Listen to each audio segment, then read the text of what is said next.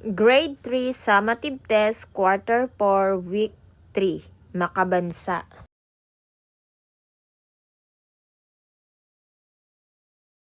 Basahin at unawain. Piliin ang letra ng tamang sagot. 1. Ano ang dulot ng pagkakaisa ng mga Pilipino?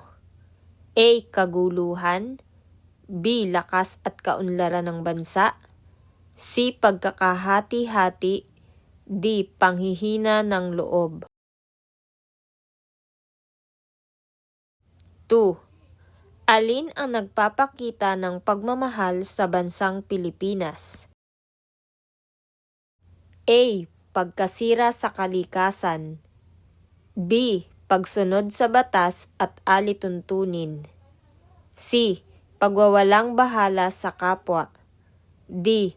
Pagtanggi sa kultura. 3. Ano ang ibig sabihin ng pagiging makabayan? A. Pagmamahal at paglilingkod sa bansa.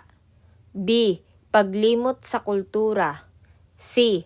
Pag-alis sa sariling bayan. D. Pag-una sa sarili.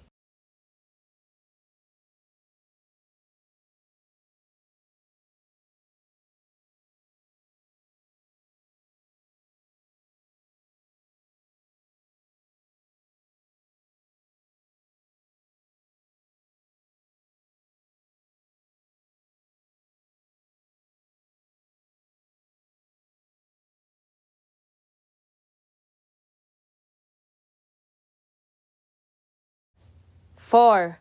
Bakit mahalagang pahalagahan ang komunidad bilang aktibong Pilipino?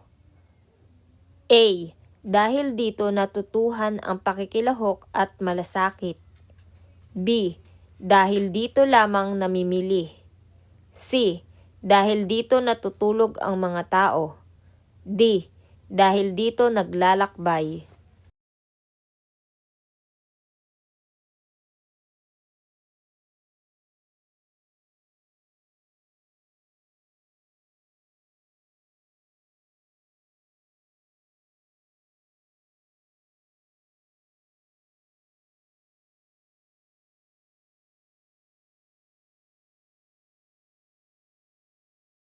5. Ano ang papel ng komunidad sa pagkatao ng isang aktibong Pilipino?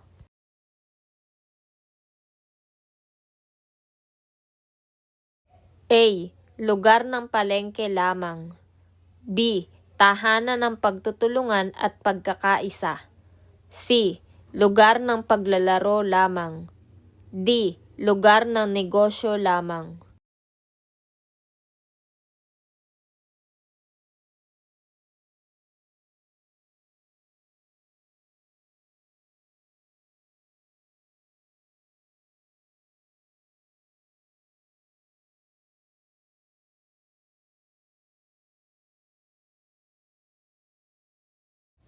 6.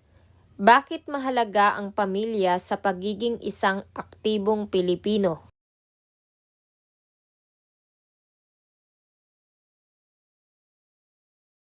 A. Dahil sila ang unang nagtuturo ng tamang pagpapahalaga. B. Dahil sila ang gumagawa ng batas. C. Dahil sila ang namumuno sa komunidad. D. Dahil sila ang nagbibigay ng aliw.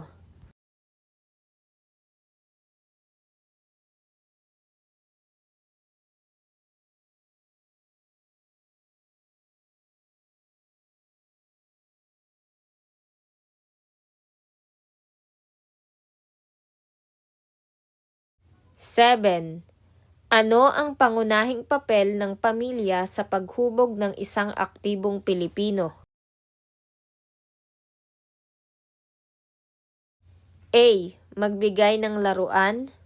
B. Magturo ng mabuting asal at pagpapahalaga. C. Magbigay ng pera. D. Magpaaliw.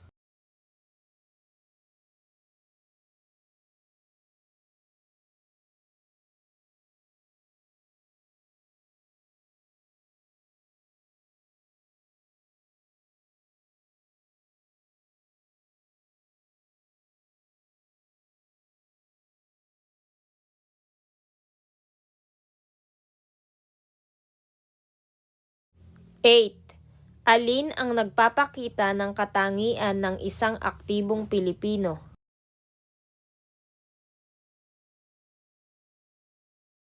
A. Walang pakialam sa paligid. B. Masipag at may malasakit. C. Laging nagrereklamo. D. Umaasa sa iba.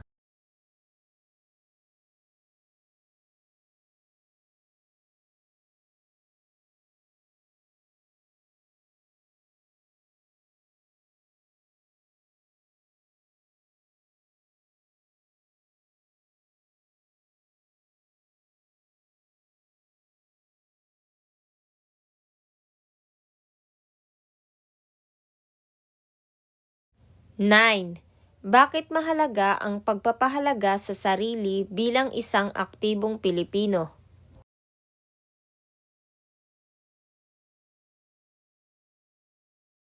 A. Para maging sikat. B. Para mapabuti ang sarili at makatulong sa kapwa. C. Para maging mayaman. D. Para makaiwas sa gawain.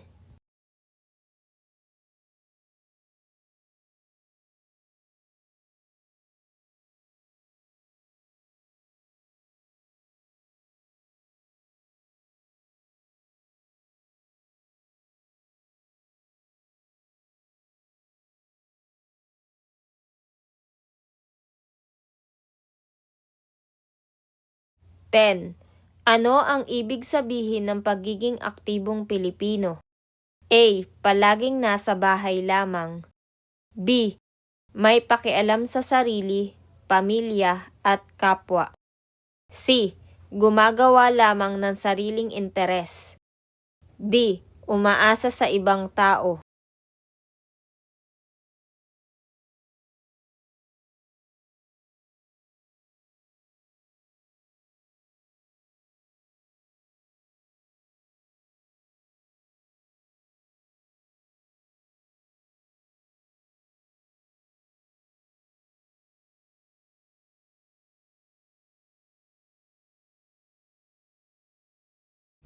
Isulat ang tama o mali. Basahin ang sumusunod na pahayag mula sa bilang 11 hanggang 20.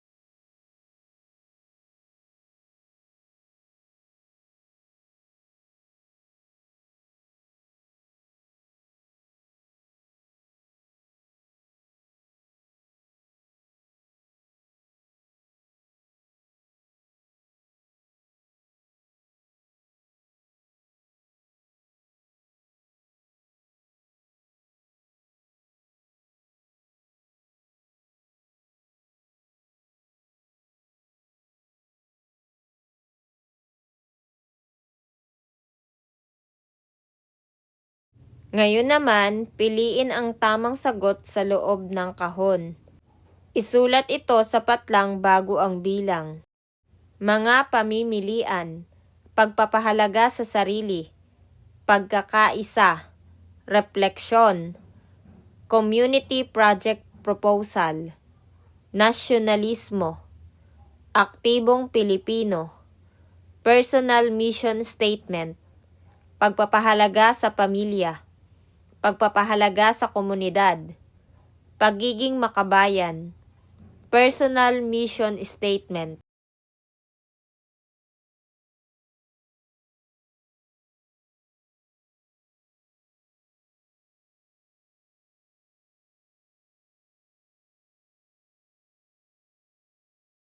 21. Ano ang tawag sa mamamayang may malasakit sa sarili, pamilya, komunidad at bansa?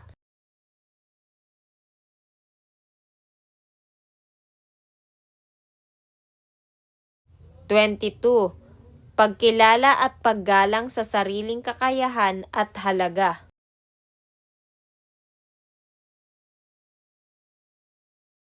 23. Pagmamahal at pagtulong sa mga kasapi ng pamilya.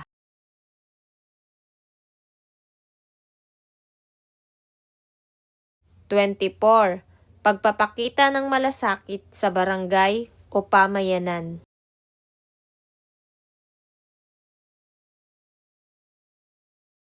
25. Pagmamahal at paglilingkod sa sariling bansa.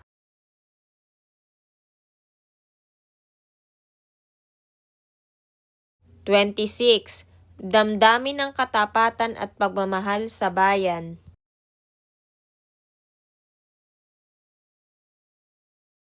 27. Pagtutulungan ng mga tao para sa iisang layunin. 28. Maikling pahayag ng layunin at pagpapahalaga sa buhay.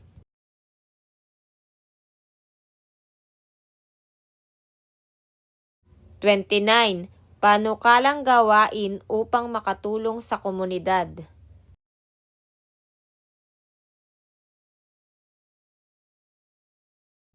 30.